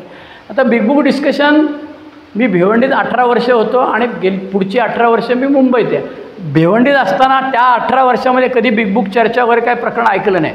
एवढं ऐकलं की मी स्पॉन्सरबरोबर 2 रात्री बसलो आणि मग अख्खं बिग बुक झालं, किंवा 2 रात्र बसलो, माझी 4थी पायरी झाली वगैरे. बिग बुक BW म्हणतो की 4थी पायरी लिहायची असते, बोलायची नसते. त्याच्यामुळे BWनी मला मद्यपाश आजार सांगितला, मला पटला आणि त्यांनी त्याच्यावरती उपाययोजना म्हणून 12 पायऱ्या सांगितल्या आहेत. त्या 12 गोळ्या आहेत, जशा जमतील तशा घ्यायला सांगितलेल्या आहेत. त्याच्यात मी जर म्हणायला लागलो की नाही नाही ते काय करायची गरज नाही, हल्ली बरेच लोक शेअर करतात, पुस्तकाची काय गरज नाही, आम्ही काय घेतलेलं नाही, काय फरक पडतो, हे तेव्हापासून ऐकतो मी. 36 वर्ष झाली मी ऐकतोच आहे. तर ह्याच्यावरती इलाज नाही. कुठे लिहिले पुस्तकात दाखव असं तुम्हाला सांगितलं की तुम्हाला धंद्याला लावून दिलं की तुम्ही 3 दिवस येडे. तुम्ही स्पॉन्सरला फोन करणार, हा वाचतो, ह्याला विचारणार, तो वाचतो, त्याला, तो शांतपणे झोपला आहे, त्याला त्याच्यात बदलच करायचं नाही, तेव्हा त्याला सोडून द्यायचं. त्याच्याऐवजी काय करायचं, पहिल्या 2-5 वर्षातली जी लोकं आहेत त्यांना कोणाला तरी सांगायचं, मी येऊ का तुला घ्यायला घरी, अमुक आहे तमुक आहे. ही डोकी वाढण्याची शक्यता आहे, नक्की वाढणार. अरे जर का त्या रामभाऊच्या ग्रुपमध्ये 50 माणसं बसतात बिग बुक ऐकायला, तो तर अशिक्षित लोकांचा ग्रुप आहे ना सगळा, मग ते काशेवाडीला येतात, तर तुम्ही शिकले सवरलेलं काय धाड भरले तुम्हाला यायला. ते येतील, कधी येतील, त्याला गोडी लागायला पाहिजे. गोडी न लागायचं कारण काय, आजूबाजूला सगळेजण सांगतात पायऱ्या घेतल्या त्यानंतर बघू आपण, पहिले सर्व्हिसमध्ये उतर. 3 महिने झाले की त्याला लगेच ढकलायचा आणि चेअरमन करायचा, ग्रुपची मिटिंग चालवायला द्यायची. तो बिचारा टिकला तर टिकला, अर्धे टिकतात, अर्धे टांगा पलटी होतो. पण BWनी लिहून ठेवलं, आपल्या गाईडलाईन्स आहेत ना GSOच्या. 90 वर्ष झाली ना, 90 वर्ष काय उपटतात का हे लोक, त्यांनी काहीतरी अनुभवातून लिहिलं ना. तो म्हणतो अरे किमान 1 वर्ष तरी सोबर असू दे रे, मग त्याला चेअरमन करा. आम्ही ऐकत नाही, कारण आम्हाला ओल्ड टायमरला तिथे मागे बसून लालबागचा राजा करायचं असतं. व्हॉट्सअपवरती मेसेज पाठवायचे, ह्याला शेअरिंग दे, ह्याला देऊ नको, अमुक करतो, मग आम्ही ढकलतो. आणि त्या पापाचे धनी आम्ही आहोत ओल्ड टायमर. त्या अल्कोहोलिक सन्सच्या मिटिंगमध्ये आल्यानंतर बिग बुक चर्चा अनेक ठिकाणी मी ऐकली. आता चांगली गोष्ट, मी अर्धा तास ऐकलं तुमचं, त्यामुळे चांगली गोष्ट अशी की सगळेजण भाग घेतात. आता सगळेजण भाग घेण्यासाठी काय आयडिया करायची असते, एक परिच्छेद वाचून झाला की त्यांनी थोडंसं बोलायचं. कोणीतरी एक ज्ञानी आणि जाणकार माणूस असतो, त्यांनी थोडंसं बोलायचं आणि प्रत्येकाला बोलायला लावायचं. लाईनशीर इकडनं सुरुवात करायची एकदा, इकडनं सुरुवात करायची एकदा. त्याचा फायदा असा होतो की प्रत्येकाला कळतं की आयला झाक मारून बोलायलाच पाहिजे. मग तो काहीतरी येडा गबाळा काहीतरी बोलेल, पण बोलेल. त्याच्यामुळे एक फायदा असा होतो की प्रत्येकाला बोलायला लागतं. प्रत्येकजण बोलला की हा जो पोपट बसलेला असतो इथे, त्याच्या लक्षात येतं की आता एवढ्या सगळ्यांनी सांगितलं, मी आणखी काय नवीन वेगळं सांगू. कारण माणसाचा स्वभाव आहे, आपल्याला दिला माईक हातामध्ये की टँटड अँड माझ्याच बापाचं राज्य, मी 1-1.5 तास बोलणार. त्यामुळे तो जो चेअरमन बसलेला असतो त्याला मोह असतो, तो तेच परत बोलत असतो. सगळ्यांना कळत असतं. बरं, ह्याच्यामध्ये 2 ग्रुप असतात. एक ग्रुप असा असतो की तो म्हणतो की आम्ही अशिक्षित आहोत, आम्ही काय वाचले बिचलेलं नाही, आम्हाला काय इंग्रजी मराठी जमत नाही, त्यामुळे हा बाबा जे काय बोलेल ते पूर्व दिशा आमच्यासाठी. त्याच्यामुळे तो जे काही चुकीचं बोलतो ते पण घेऊन जातो तो. मग त्याच्याकरता इलाज म्हणजे ह्या माणसानी कमी बोलायचं किंवा बोलायचं थोडंसं आणि इतरांना बोलायला द्यायचं. हे पहिलं बंधन पाळलं. पण त्यांनी गप्प बसलं तर कोणीच बोलत नाही. वाचू का मग पुढचा परिच्छेद, झालं बॉम्बला, त्याच्यातलं काय बोलायचं होतं ते राहिलं सगळं. तेवढं कंपल्सरी सगळ्यांना बोलायला लावायचं. त्याला सांगायचं तुला नाही विषयावर बोलता येत ना, तुझी स्टोरी सांग ना, आम्ही थांबतो ना 5 मिनटं. आणि काय करायचं, 2 तासाची मिटिंग आहे ना, त्याच्यामध्ये पहिला अर्धा तास ओपन मिटिंग ठेवायची. एखादा न्यूकमर आलेला असतो तुमची मीटिंगची अनाऊन्समेंट करायला सुरुवात करा. काय बरं किती महिने झाले या ग्रुपला? 2-3 महिने झाले ना. पहिल्या दिवसापासून अनाऊन्समेंट करू शकता, काही प्रॉब्लेम नाही. 6 महिन्यानंतर फक्त GSOकडे रजिस्ट्रेशन होतं, एवढाच नियम आहे. इंटरग्रुपकडे रजिस्ट्रेशन 6 महिन्याने होतं. तुम्ही कुठे इंटरग्रुपकडे काय फुकटमध्ये आम्हाला पॅम्पलेट द्या म्हणून सांगताय. त्याच्यामुळे याची बिंदास जाहिरात करा, काही प्रॉब्लेम नाही. आणि इतरांना कळू दे. इतरांना कळल्याचे 2 फायदे होतील. एक फायदा असा आहे की लोक ऐकायला येतील. दुसरा फायदा असा असतो की जे कुठेतरी जायचंच आहे ना मीटिंगला, इकडे गेला काय आणि तिकडे गेला काय, आपल्याला काय ऐकायचं आहे, इथे येऊन बसला. पण त्याचे तोटे पण आहेत. तुमच्यातले जे येतात त्यांना उंगल्या करायला सुरुवात करतील लोक. हे तर वाचणारे आहेत ना, मग ह्यांचं कसं असं माकडं झालं. म्हणजे त्या आईला मी शेअर केलं, मी 25 वर्षानंतर मला राग आला म्हणून रिमोट फोडून टाकला. तर तो येऊन मला सांगायला लागला, आमचा हनुमंत, ओ असलं काय शेअर करू नका. म्हटलं का? सुदैवाने माझ्यावर आणखी एक ओल्ड टाईमर होता, बबन दादा आमचे. ते म्हणाला आम्हाला असं वाटतं मग कशाला उपटाला 25 वर्ष दारूपासून दूर राहायचं, रिमोटच फोडायचं, आत्ता पण फोडतो, पिऊन पण फोडतो, न पिता. ते म्हणाले अरे दारू बंद झाले म्हणजे आयुष्यात लगेच चमत्कार होणार आणि सफेदी की चमकार टाकला लॉन्ड्रीत आणला असं नाही होत. तू जसा आहे तसाच राहणार आहेस. त्याच्यामुळे तुझा विद्रोह काय जाणार नाही आहे, तो कमी झालेला असेल पण त्याचा क्वांटम जो आहे तो तेवढाच असणार आहे. त्याच्यामुळे स्वतःमध्ये बदल घडून आणण्यासाठी कार्यक्रमाचा उपयोग कसा होतो हे तुमच्यातनं दिसलं पाहिजे. आणि तुम्हाला अशा उलट्या टाळ्या मारणारे कुठे लिहिले पुस्तकात दाखव मला, त्यांच्या वाट्यालाच जायचं नाही. त्यांना सांगायचं बरोबर तू म्हणतोयस तसं आहे, मला सांग पुस्तकात कुठे लिहिले श्रीधर दारू पिऊ नको म्हणून. तो गांगरतो एकदम तिच्या आईला, अरे खरंच की रे पुस्तकात श्रीधर तू दारू पिऊ नको असं लिहिलं का कुठे? नाही लिहिलं. मग कशाला आलास तू? नाही मला दारूपासून त्रास होतो. मग तेच तर सांगतोय आम्ही, आम्हाला दारूपासून त्रास होतो, आम्हाला हा मार्ग दिसतोय, हा 90 वर्ष 164 पानांमध्ये बदल केलेला नाही आहे. त्याच्यामुळे जो मुख्य माणूस असतो त्याने इंग्रजी पण वाचायला लावायचं. बऱ्याचदा भाषांतर, आता तुम्ही पहिल्या भागात आहात ना, त्याच्यामुळे सगळेजण पोपटासारखे बोलतील. नंतर जसे जसे पुढे जाल तसं तसं त्यांनी 4थी पायरी घेतलेली नसेल तर तो 4थ्या पायरीवर काय पोपट बोलणार ना. तो बायकोला मारत असेल तर बायकोबद्दल जे लिहिलेलं आहे त्याच्याबद्दल तो काय बोलणार. मग असा पोपट होऊ नये म्हणून कंपल्सरी प्रत्येकाला बोलायला लावायचं. आणि ह्या जो ज्ञानी माणूस बसलेला आहे त्याने इंग्रजी वाचन केलं पाहिजे, त्यांनी पासिटॉन वाचलं पाहिजे. तुम्ही BWची स्टोरी वाचताय ना, अरे ही सगळी स्टोरी 2 पानात आहे ना, तिथे 200 पानामध्ये आहे, ती वाचलेली असायला पाहिजे. तुम्ही एक अंश पेज वाचलेलं असायला पाहिजे. बरं न वाचताय आम्हाला इंग्रजी समजायचं, तुम्हाला कोणी सांगितलं इंग्रजी समजायला पाहिजे? तिकडलं कॉपी पेस्ट करायचं, गुगलमध्ये टाकायचं, आजच्या दिवसाचे 4 पॅरेग्राफ वाचून मराठीत जायचं, काय प्रॉब्लेम नाही. एक अंश पेज पासिटॉन कुठे स्टोरी दिलेली आहे, BWची कुठपर्यंत आलेलं आहे. तुम्ही तो गाडीवरती बसला आणि ते गाडीवरती नवरा बायको दोघंजण गेले, शेतात काम केलं, पैसे कमवले, कारण पैसे नव्हते, पैसे कसे कमवायचे, अनायासे त्या तिकडल्या कंपनीमध्ये, मावळच्या कंपनीमध्ये, हडपसरच्या कंपनीत काय चाललं आहे ते बघण्यासाठी मला जायचं आहे. मग तिथे मी जातो आणि शेतीचं काम करतो हडपसरमध्ये, आणि उरलेल्या वेळामध्ये त्या कंपनीमध्ये जाऊन मी तिथे काय मॅन्युफॅक्चरिंग करतात, ह्याचे शेअर्स घेतल्याने काय होईल ते सगळं BWने सांगितलं. हे कळण्याकरता बसलेल्या ज्ञानी माणसांनी वाचन केलेलं असायला पाहिजे. पण वाचन केलं की नैसर्गिकपणे त्याला असं वाटतं मी लालबागचा राजा आणि हे सगळी जनता जनार्दन फालतू आहे, त्यांना अक्कल नाही. त्याच्यासाठी त्याचा अहंकार मोठा होतो. पण तो येतो कधीतरी, त्याला लाथा घालणारा कोणतरी भेटतो, काय प्रॉब्लेम नाही. किंवा ग्रुपवालेच सांगतात तू किती वेळ बोलला, 1.5 तासापैकी 1.25 तास तू बोलला, आम्ही 1.5 मिनटं प्रत्येक वेळी बोलतो, तू एकटाच त्याच्यावरती एक्सप्लेनेशन किती वेळा द्यायचं एक्सप्लेनेशन. कारण शेवटी माणसाच्या मर्यादा आहेत. तुम्हाला भाषेचा फुलोरा सजून काय उपयोग नाही. जेवढं आहे तेवढं एकदा बोलायचं. आधी ओपनिंग द मीटिंग त्या विषयावर चर्चा झाली की पुन्हा एखादा मुद्दा राहिला असेल तर तो करायचा, तर तिथे लिहून घ्यायचा. आपलं प्रत्येकाला 1 कॉपी दिलेली आहे किंवा इथे 10 कॉपी विकत घेऊन या, इथेच ठेवा. हे बिग बुकवाले काकोटीला बिग बुक म्हणून मिटिंगला जातात, कशाला लेवल पाहिजे तिच्या आईला. 10 पुस्तकं घेऊन या, इथे ठेवून द्या. इथलीच पुस्तकं घ्यायची, त्याच्यावर पेन्सिली द्यायच्या प्रत्येकाला, खुणा करा, काय करायचं ते करा. कुठे पुस्तकं ती आपल्याला दुसऱ्याला द्यायची आहेत ना, अर्ध्या भावात विकायची आहेत. आपलीच पुस्तकं आहेत. तुमचं बघून चला दुसरा कुठला तरी ग्रुप चालू करेल, म्हणायला तुमचं बिग बुक झालं, आता तुम्ही दुसरं पुस्तक चालू करताना मग ती पुस्तकं आहेत ना 10 आमच्याकडे द्या, घेऊन जा ना बाबा. काय त्याचं काय तिच्या आईले 100 रुपये एक पुस्तक. टॅक्स भरणारे किती लोक आहेत इथे, हातवर करायला सांगायचं आणि त्यांना सांगायचं चला 2-2 पुस्तकं विकत घेऊन येतात, पैसे दे, आनंदाने देतात लोक.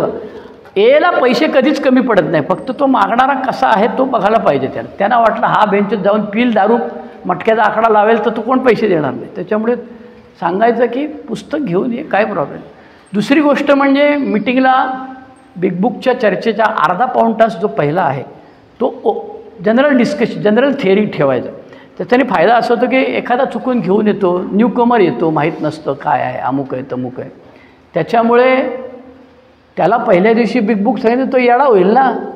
बरं तो दुसऱ्या दिवशी येईल याची काय गॅरंटी. तिच्या आईला आता धरून बांधून आणलाय त्याला आणि हे काहीतरी भलतंच ऐकलं तर तो जाईल निघून. तो कधी येईल माहीत नाही, मेला वेला तर आपण त्या पापाची धनी आहोत ना.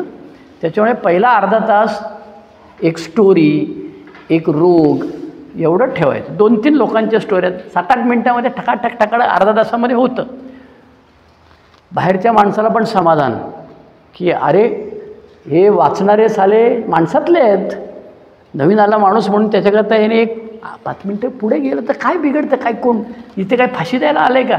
2 तास बिग बुकवरती नाही बोललात तुम्ही, 1 तास 55 मिनटं बोललात, आज तुमचे -3 पॉईंट पुण्याचे कमी करतो, असं काही हिशेब नाही आहे. सगळं आपल्यासाठीच चाललेलं आहे. पहिले अर्धा तास त्यांच्यासाठी ठेवा. त्याच्यानंतर पुस्तक घरी वाचून यायला सांगा. हे जे 10 लोक येतात ना ह्यांचा एक ग्रुप करा. आदल्या दिवशी तेवढं पान फोटो काढायचं आणि टाकून द्यायचं त्याला की उद्या ह्या विषयावर चर्चा आहे. नाही वेळ मिळाला त्याला मोटरसायकलला किक मारताना तर बघेल, इथे येईल तेव्हा त्याला काय, इथे आल्यानंतर मग ते हडबडून ओरिएंटेशन होत नाही, काय नाही कुठलं. त्यामुळे तेवढं पान टाकायचं, त्याच्या खाली लिहायचं बिग बुक पान नंबर अमुक अमुक, प्रकरण अमुक अमुक, त्याचं प्रकरणाचं नाव लिहायचं. मी त्याची ट्यूबलाईट पेटते, वाचलेला असो किंवा नसो त्याची ट्यूबलाईट पेटते. त्याच्यामुळे तुमचा ग्रुप करा. परवा कोणी नाही म्हणत नाही तुमचा ग्रुप केला, आणि त्याला बाकीचे गुड मॉर्निंग गुड नाईट करायचंच नाही, फक्त चेअरमनच टाकणार असंच ठेवायचं. बाकी कोणाला काय टाकता येत नाही. त्याला पाहिजे तर त्यांनी चेअरमनला टाकायचं, चेअरमनला वाटलं तर चेअरमन ग्रुप ॲडमिन असेल तो टाकेल त्याच्यावर. त्याचा फायदा असा होतो की येण्यापूर्वी माणसं वाचून येतात, आल्यानंतर तो वाचतातच. बरं ह्याच्याने काय फायदा होईल तुमचा. ह्याच्याने फायदा असा होतो की ज्या माणसाने आपल्याला पहिल्यांदा आयुष्यात 1935 साली सांगितलं की मद्यपास नावाचा आजार आहे आणि ज्यांनी हा 12 पायऱ्यांचा कार्यक्रम सांगितला त्या माणसाचं काय म्हणणं आहे ते तर ऐकू दे. आपण काय म्हणतो, डॉक्टरनी हे प्रिस्क्रिप्शन दिलेलं आहे, मग आपण मेडिकल स्टोअरवाल्याकडे जातो, मग आपण ह्याच्याने झोप येते म्हणून मी ही अर्धी घेतो, ह्याच्याने लय भूक लागते खातो म्हणून मी असं करतो. नंतर आपण त्याच्यामध्ये पूर्वग्रह घालायला सुरुवात करतो. त्याच्यामुळे 1935 सालापासून सगळ्यांचे पूर्वग्रह आपले चालत आलेले आहेत. त्यामुळे वेगवेगळ्या गोष्टी ऐकलेल्या आहेत. त्याच्यामुळे कोणी एखादा तुम्हाला सांगतो की माझी बायको माझी स्पॉन्सर आहे, आणि तुम्ही पुढे वाचाल त्याच्यात बिल्डब्ल्यूने लिहून ठेवलं आहे बायको स्पॉन्सर नको, कारण तिला सगळ्या गोष्टी सांगायला लागतील आणि तिच्या आया डोसकं फिरेल. त्याच्यामुळे शांतता राखण्यासाठी बायको स्पॉन्सर नको. मग तो म्हणतो कुठे लिहिलं आहे दाखवा, बायको स्पॉन्सर घेऊ नका. तेवढं तुम्हाला काढून दाखवता आलं पाहिजे. ते दाखवल्यानंतर तो पळून जातो, तो मग परत त्या वाटेला जात नाही. त्याच्यामुळे तुम्ही शांत डोकं ठेवायचं. तुम्हाला उंगल्या करतील लोक, हे वाचणारे आहेत, हे बिग बुकवाले आहेत, तरी शांत राहायचं, त्यांच्या वाटेला जायचं नाही. आणि नवीन माणसाला घेऊन यायचं. नवीन प्रत्येकाने जर 10 लोक आहेत ना, प्रत्येकजण एक मिटिंगला महिन्यातलं एक माणूस आपण घेऊन जायचं. 4 मिटिंग आहेत की नाही, 4 मिटिंगमध्ये एकाच माणसाला मला घेऊन जायचं आहे. प्रत्येकाने ठरवलं तर 2-4 येतील, ते टिकतील, ते नाही टिकणार. त्याला घेऊन येण्यासाठी तुम्ही जरा वाकडी वाट करून त्याच्या घरी जा. येतो का रे बाबा सकाळी, रविवारी सकाळी कोण मारायला येतं, तिच्या यायला चौकात दात घासायचे सोडून इथे कोण येईल. पण आपल्याला माहिती आहे हा आपला जीवन मरणाचा प्रश्न आहे. त्यामुळे बिग बुक वाचन हा चांगला उपक्रम आहे. तुम्ही तो चालू केल्याबद्दल तुमचं अभिनंदन. तुम्हाला कोणी चिमटे काढले तरी तुम्ही रागावू नका आणि त्यांच्याकडे दुर्लक्ष करा. हात जोडून सांगा हो तू म्हणतोस ते बरोबर आहे, आम्हाला विचार केला पाहिजे. त्याशी बिल्डब्ल्यू सांगतो ना रे पुस्तकात, संघर्ष आम्ही टाळलेला आहे. कधीतरी एखाद्याचा तोल जाईल, तुझ्या आईला माय काढेल, ठीक आहे चालतं आहे. त्याला सांगायचं जा 4 दिवसांनी जा, त्याला सॉरी म्हण, जा मिटिंगमध्येच सॉरी म्हण, शेअरिंग घे त्याच्यासमोर, आणि मी राजूला दुखावलेलं आहे, मी राजूची माफी मागतो सगळ्यांच्या समोर, बोलून मोकळं व्हायचं, काय प्रॉब्लेम नाही. त्याच्यामुळे मी थांबतो. माझी स्टोरी सांगायचा प्रयत्न केला आणि शिवाय मी बिग बुकची चर्चा कशी चालवावी ते सांगितलं. तुम्हाला काय प्रश्न असतील तर विचारा, प्रश्नांची उत्तरं देतो. मी ज्ञानी आहे, मी एकटाच PhD आहे असा काय माझा दावा नाही आहे, सगळ्यांनाच उत्तरं येतात. पण मी माझ्या अनुभवातनं मी ऐकलेलं, पाहिलेलं, बघितलेलं ते तुम्हाला मी सांगू शकतो. बिग बुक चर्चा ह्या विषयावर किंवा कुठल्याही विषयावर प्रश्न विचारला तरीसुद्धा चालेल. बोला, नाही तर मी खाली बसतो, आपण पुन्हा जे होतं ते चालू ठेवू. असं पण वाटतं बऱ्याच जणांना, यार काय एवढं बोरिंग चालू आहे, 2च पॅरेग्राफ झाले, 1च पॅरेग्राफ झाला, तर त्यामुळे त्यांना पण कदाचित त्यामुळे त्यांची मानसिकता थोडीशी निगेटिव्ह होण्याची शक्यता पण असू शकते. आता तुमचा प्रश्न असा आहे की सगळेच बोलायला लागले तर एका परिच्छेदाला 2 दिवस लागतील. तुम्हाला कोणी सांगितलं की 3 महिन्यात बिग बुक संपलं पाहिजे, असं सांगितलं आहे का कोणी? नियम आहे का? नाही ना. बरं, प्रत्येक पॅरेग्राफवरती सगळेच बोलतील असं पण नाही आहे. नंतर नंतर हवा टाईट होते, त्याच्यामुळे प्रत्येक पॅरेग्राफवर सगळे बोलतील असं नाही. त्यामुळे एखादा माणूस कधीतरी बोलतोय तर बोलू दे ना त्याला, चायला 5 मिनटं बोलेल, 15 मिनटं बोलेल. बरं, शेवटी तुमच्याकडे कंट्रोल आहेच ना, टकटक करू शकता ना तुम्ही. सगळेजण त्याच्याकडे बघायला लागले की त्याला कळतं, झाला आपलं काहीतरी पॅन्टची चेन उघडी आहे का काय आहे, बरोबर आहे. तसं सगळेजण त्याच्याकडे टक लावून बघायला, काय झालं काय झालं, त्याला कळतं की आपण बराच वेळ झाले बोलतोय, मग तो आवर्त घेतो. त्याच्यामुळे काय प्रॉब्लेम, वाजवायची पण गरज नसते, नुसतं सगळ्यांनी असं बघायचं. त्याला वाटतं अरे आपण किती काय भारी बोलतोय, 2-3 मिनिटांनी कळतं अरे भारी बोलत नाही, येडा तू काहीतरी बकबक करतोय, वेळ झालेली आहे म्हणून तुझ्याकडे सगळे बघत बसलेले आहेत, हे तो लगेच बंद होतो. काय प्रॉब्लेम नाही, कोणालाही दुखवायची गरज नाही. आणि एखाद बोलत असेल तर बोलू दे. माझं म्हणणं विषयावरती बोलतोय ना. बरं, तो काय सांगतो का शेअर मार्केटमध्ये पैसे टाकायचे, इंट्राडेमध्ये कसे टाकायचे, हे सगळे येडे आहेत, मी तुम्हाला शिकवतो, असं कुठे सांगतोय तो त्याचे अनुभव सांगतोय ना, त्याचे अनुभव सांगू दे ना, काय बिघडतं. कसं आहे, आपल्यातले सगळेजण पोपट नाही आहेत बोलणारे. जे पोपट आहेत त्यांना सांगायला लागतं, ए बाबा बाद झाला, आवर तिच्या आईला. ते न बोलणारे ते बोलायला लागलं तर त्याला बोलू द्यायचं, ते तुला कळतं म्हणून लाईनीत जायचं. कोणाला पण लगेच मध्ये हात उठून करत तो माहिती, मग तेच दोघंजणं मिटिंग चालवतात, बाकीचे सगळे हरिहरी करत बसलेले असतात. त्याच्यामुळे इकडून तिकडे तिकडून इकडे असंच ठरवायचं. आणि ज्याला नसेल बोलायचं तो कुठेतरी मध्ये बसून राहतो किंवा तो गपचूप बसतो, मी पहिल्यांदा झालं ठीक आहे पुढच्याला काय प्रॉब्लेम आहे. आणि सांगायची गरज नाही ना चेअरमनी, हा झाला की तो बोलतो. लाईनीत जे बसलेले आहेत 10 तर डुसकी आहेत चायला, ती 10ची किती होतील, 25 होतील फार फार, तर ही बाकडी वाढवायला लागतील. काय अख्खा हॉल भरणार आहे का? चंद्रपूरसारखा 150 माणसं आलीत बिग बुक चर्चा करा, असं होणारच नाही. त्याला अजून बराच वेळ लागेल. आणि त्याच्याकरता तुम्ही आणि मीच जबाबदार आहोत, काहीतरी करू शकतो. ओव्हर. प्रश्नाचं उत्तर दिलेलं आहे. आणखी काय प्रश्न असेल तर बोला. थोडीशी आमची चर्चा चालू आहे याच्यामध्ये की जसं की पहिलं प्रकरण, दुसरं प्रकरण, तिसरं प्रकरण, हे जरा पहिल्या पायरीचं प्रकरण आहे. तर आमचं अजून त्याच्यावरती निर्णय घ्यायचा बाकी राहिला. पण असं म्हणणं आहे की आपले जे पहिल्या पायरीचे जे प्रश्न असतात ना, तर ते पण आपण प्रत्येकाने घेऊ आणि त्याच्यावरती पण चर्चा करू जेव्हा हे प्रकरण चालू आहे आपलं वाचनाचं. नाही, असं नाही, वेगळं काय करू नका. वेगळे प्रश्न आणून त्याच्यावर चर्चा करायची भानगड. कारण कसं आहे, ते तुमचा प्रश्न असा आहे की वेगळं प्रश्नांवरती चर्चा करावी का? तुम्ही बिग बुक चर्चा ठेवली तर फक्त बिग बुकच ठेवा. त्याच्यात तुम्ही घुसडायला सुरुवात केली तर मग एक जण हॅझल्डनचे प्रश्न आणणार, एक जण माझ्या स्पॉन्सरनी सांगितलेले प्रश्न आणणार, मग तिसरा आणखी कोणतरी प्रश्न आणणार, मग त्याच्यावरून त्यांच्या दोघांची ढिंटनेन मारामारी होणार. त्याच्याऐवजी एकच ठेवायचं, बिग बुकवरती जे काय बोलायचं ते बोल. तू मनातल्या मनात काय प्रश्न, आत्ताच मी काल एक प्रश्न वाचला आणि तू बोल ना, तुला काय प्रॉब्लेम आहे. पण तू फॉर्मॅट म्हणून ठेवलेस की पहिल्या पायरीवरचे 12 प्रश्न हॅझल्डननी दिलेले आहेत आणि त्या हे अमुक जो अँड चार्ली दिलेलं, मग ते डायव्हर्शन होईल आणि त्याच्यावरती लक्ष नाही होणार. त्याच्याऐवजी जे चाललं ते बरं आहे. आणि जर का आणखी कोणी ज्ञानी माणूस पकडून आणाल तर ते बरं पडेल. कारण कसं आहे की 2 ज्ञानी माणूस असले की त्यांचीच आपापसात होते, ते एकमेकांना काटशे देऊन गप्प बसवायला लावतात, ही एक गोष्ट. आणि त्याची पुण्यही असते काहीतरी. उदाहरणार्थ संक्रमण नाही, केदार काशेवाडीला जायला लागला. काशेवाडीच्या लोकांना सुरुवातीला त्यांचा पण विद्रोहच होता नाही, हे काय आपली स्टोरी सांगायची, इकडे पडलो तिकडे पडलो सांगून हे काय सांगतोय. पण त्या रामभाऊमध्ये बदल झाला आणि रामभाऊची शेअरिंग मी एकदा ऐकली तर म्हटलं अरे ह्याच्या शेअरीत ते डबे आणायला गेलो, मग बायकोला छोटासा डबा घेऊन आलो, ती स्टोरी नाही. हा काय रामभाऊ नाही, भलताच कोणतरी माणूस आहे. मी जाऊन कोपऱ्यात धरला, म्हटलं काय रे तुझी स्टोरी कशी काय बदलली. थोडं अहो तो केदार येतो ना आमच्याकडे बिग बुक सांगायला, आम्हाला कळलं म्हणाले की अरे स्टोरीतनं बाहेर यायला पाहिजे ना, स्टोरी पाहिजे, 10 मिनटं स्टोरी पाहिजे 1 तासातली, पण स्टोरीमधनं बाहेर येऊन विश्लेषण करायला शिकलं पाहिजे ना. आणि मग त्याच्यात झालेला बदल बघून 4 चेले लोक, त्याच्या जातवाले किंवा त्याच्या ऑफिसवाले किंवा त्याच्या ग्रुपवाले ते यायला लागले. तर हा बदल होतो. आणि तुमच्या जर का कोणी आजूबाजूला एखादा ज्ञानी माणूस असेल तर त्याला रिक्वेस्ट करायची ग्रुपच्या वतीने, काय प्रॉब्लेम नाही. तो म्हणेल मला नाही जमणार प्रत्येक रविवारी. अहो तू जेव्हा जमेल तेव्हा ते ये, 1-2 तर रविवार आहे. असं 7-8 लोकांनी सांगितलं त्यातला कोणतरी येतोच ना दर रविवारी. मग जर आपलं काम झालं ना. आता काय होतं, 1-2 बोलणार आणि बाकी सगळे ऐकणार. तीच डोकी, तीच चर्चा, त्याच्यात मजा नाही. दारुड्याला रोज घोसाळ्याची भाजी दिली तर वैतागणार तो. त्याला चकाचक रोज वेगळं पाहिजे असतं. म्हणून 4 लोकांनी सांगायचं की हात जोडून आमच्याकडे बिग बुकची चर्चा चालली, कधीतरी या साहेब, या रविवारी येतं का पाहिजे. त्याला जर त्याला बरं वाटावं म्हणून पाहिजे तर अनाऊन्समेंट करायची, आज आमच्याकडे लॉर्ड फॉकलंड येणार आहेत चर्चा करायला. काय प्रॉब्लेम, आपल्या बापाचं काय जातं आहे, घोड्यावर चढून काय फरक पडतो आपल्याला. ह्याला कोण कुत्रं विचारतो आपल्याला, बायको विचारते का, अजिबात फाट्यावर मारतं. साहेब विचारतो का, नाही विचारत. बाकी समाजात कोण विचारतो आपल्याला.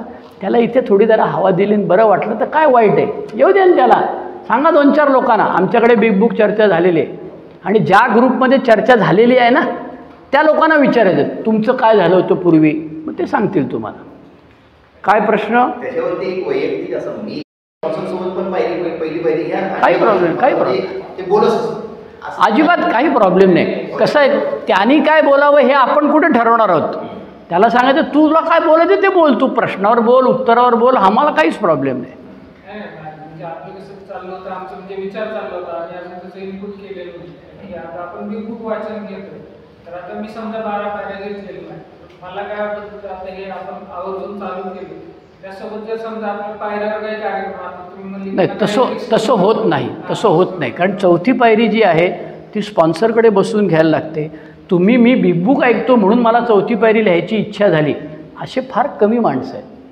4थी पायरी इच्छा कधी होते, जेव्हा आपण हे स्वीकारतो की बिल डब्ल्यूने मला मद्यपाश आजार सांगितला, त्याच्यावरती उपाय म्हणून 4थी पायरी सांगितलेली आहे. परिशिष्ट दुसरेमध्ये तो म्हणतो आध्यात्मिक बदल.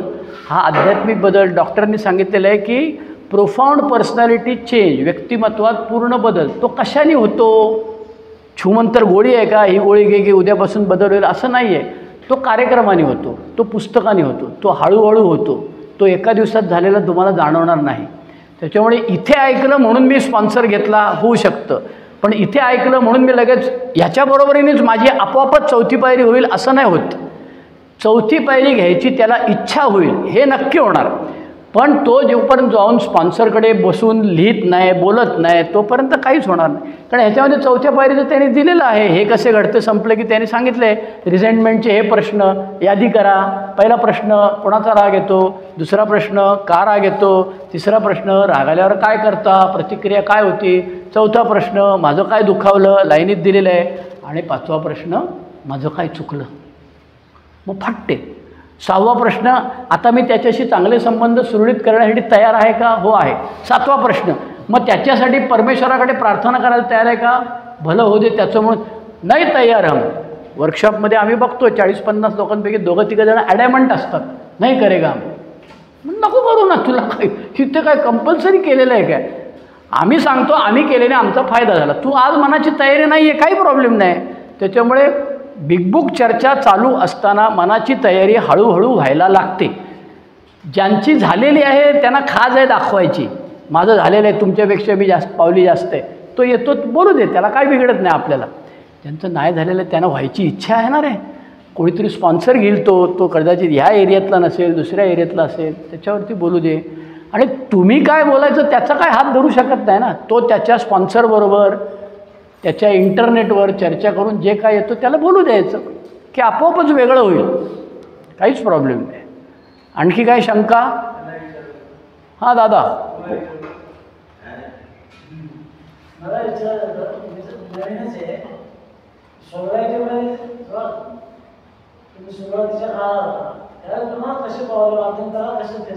बरोबर. पहिली गोष्ट म्हणजे तुम्ही किती दिवस सोबर आहात? 4 महिने पूर्ण. आणि दारू किती वर्ष प्यालात? नाही अंदाजे सांगा, 10, 20, 30, 40? 40 वर्ष दारू प्याल. आता पहिली गोष्ट म्हणजे हे लक्षात घ्या की 40 वर्ष दारू प्याल्यानंतर जी वाकडी विचारसरणी झालेली आहे ती 4 महिन्यात लगेच बरी होईल का? हो, नाही होणार. अशी अपेक्षा कोण धरतं? घरातले लोक धरतात आणि आपण पण धरायला लागतो. घरातले लोक म्हणतात दारू पित होते तेव्हा ठीक आहे, आता काय तुम्ही पित नाही, आता त्या मिटिंगला जाता, आध्यात्मिक आहे, आम्हाला काय काय शिकवता, मग तुम्ही हे असं कसं करता असं ते दाखवतात. आणि मग आपल्यालाही वाटायला लागतो आईला खरंच जय हनुमान, एकदम लगेच बदल व्हायला पाहिजे. तसा बदल एकदम होणार नाही. तसा बदल कशात करायला पाहिजे? तुमच्याकडे स्कूटर आहे, मेकॅनिक आहे, गाडी आहे, 4 चाकी आहे, 2 चाकी, तुम्ही काय करता? मेकॅनिककडे घेऊन जाता. पहिल्यांदा मेकॅनिक काय सांगतो, तो कुठेतरी खाली पाईप पाहणं काहीतरी करत असतो. तो सांगतो हां स्टार्ट कर, फायरिंग दाखव मला, रेस कर.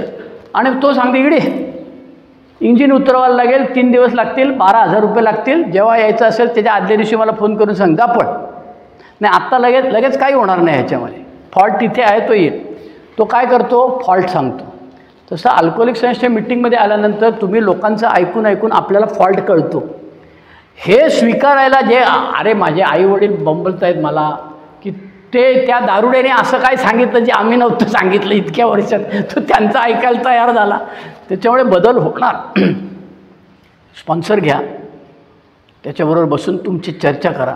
तुमचे प्रॉब्लेम कशात आहेत? पैशाचे आहेत, घरातले आहेत, कामाच्या ठिकाणचे आहेत, सामाजिक ठिकाणचे आहेत, तब्येतीचे आहेत. त्याच्याबरोबर बसून बोला. तो काय उत्तर देईल त्याच्यावरनं हळूहळू बदल होईल. पण तुम्ही म्हणाल मी आता मिटिंगला आलो म्हणजे आपोआप माझ्यात बदल झाला पाहिजे. अरे 36 वर्षानंतर मी घाणेरडे शिव्या देतो यार, काय भूषणास्पद थोडी आहे, अपमानास्पद आहे, वाईट आहे ना. लोक सांगतात तू चहा सोडला, कॉफी सोडला, तर शिव्या नाही सोडता आल्या तुला. नाही ना जमलं मला. अरे अजून मी प्रयत्न करतो पण नाही जमत मला. त्यामुळे एखादा स्वभावदोष अडकून राहतो. लगेच चहा सोडला पाहिजे, कॉफी सोडली पाहिजे, दुपारची झोप सोडली पाहिजे, ठोकाठोक सोडली पाहिजे, सगळं एकदम नाही ना जमणार ती चहायला, त्याला वेळ लागेल. त्याच्यामुळे होणार नक्की. तो त्या ह्याच्या गोळ्या असतात ना कसल्या त्या सिगरेटच्या तंबाखूच्या सांगतो, एक दिन में नहीं होएगा लेकिन एक दिन जरूर होगा. तसा अल्कोहोलिक सायन्सच्या कार्यक्रमामध्ये हळूहळू बदल होतो. त्याच्यामुळे आजची तारीख 28 सप्टेंबर 2025. पुण्याच्या समूहाचं नाव मुक्ती समूहाने बोलायची संधी दिली. विषय होता बिग बुक चर्चा कशी करावी आणि त्याच्यामध्ये येणाऱ्या अडचणींवरती मार्ग. खरं बघायला गेलं तर तुमचा 1.5 तास तुम्ही घालून मला 1 तास घालून मला दिलेला आहे. पण मी ज्या काही सूचना दिलेल्या आहेत त्या सूचनांवरती तुम्ही बिझनेस मिटिंग घ्या. बिझनेस मिटिंग ह्याचा अर्थ ही प्रार्थना घेऊन मिटिंग संपवायची, पाहिजे तर 15 मिनटं आधी संपवायची. ह्या ग्रुपचे मेंबर नसलेले लोक बाहेर जातील, स्वतःहून जातील किंवा सांगायला लागतं त्यांना. ह्या ग्रुपचे जे मेंबर आहेत त्यांनी थांबायचं आणि त्यांनी चर्चा करायची. आत्ता जी चर्चा केली की नाही ती बिझनेस मिटिंगमध्ये चर्चा करायची. म्हणजे तुमच्या लक्षात येईल की आपल्याला काय बदल पाहिजे. एरवी आपण बोलत नसतो पण बिझनेस मिटिंगमध्ये तलवार करून हर हर महादेव करून एकमेकांच्या अंगावर जाऊ शकतो. काय प्रॉब्लेम नाही. माझं मत बरं बाहेर पडल्यावर पुन्हा गळ्यात गळे घालून नाक्यावरती जाणारच होत आपण चहा प्यायला, तो काय प्रॉब्लेम नाही. तू मला असं बोललं आता मी 7 जन्म तुला विसरणार नाही असं काय आपण मिटिंगमध्ये करत नाही. एखादा करत असेल तर येतो, जातो कुठे तो, उठ पाड के नीचे तो आएगा ही ना, जाएगा का. त्याच्यामुळे कामकाजाची सभा नावाचा प्रकार असतो. ही मिटिंग संपली की प्रार्थना घ्यायची, वेगळी प्रार्थना घेऊन ती मिटिंग सुरू करायची. जे मंडळी आहेत त्यांना सांग आता ह्याच्यात बदल काय करायला पाहिजे. महिन्यातनं एकदा ठरवून घ्यायचं, पहिल्या रविवारी शेवटची 15 मिनटं आपण हे घेऊ म्हणून ठरवून घ्यायचं. काय प्रॉब्लेम नाही. कामकाजी सभा घ्या. म्हणजे तुम्हाला जे बाहेर बोलता त्याच्याऐवजी इथेच बोलायचं आणि इथे निर्णय घ्यायचा. बाहेर बोलून घेतलेला निर्णय इथे नाही आणायचा. मग ते लोक ठरतात हे 4 लोकांची कोटरी आहे, हेच मंत्रिमंडळ आहे, हेच लोक ठरवतात, असं नाही व्हायला पाहिजे. इथेच निर्णय घ्यायचा आणि असा बदल तुमच्यामध्ये होणार, नक्की होणार. Thank you. Bye bye. 1 day at a time.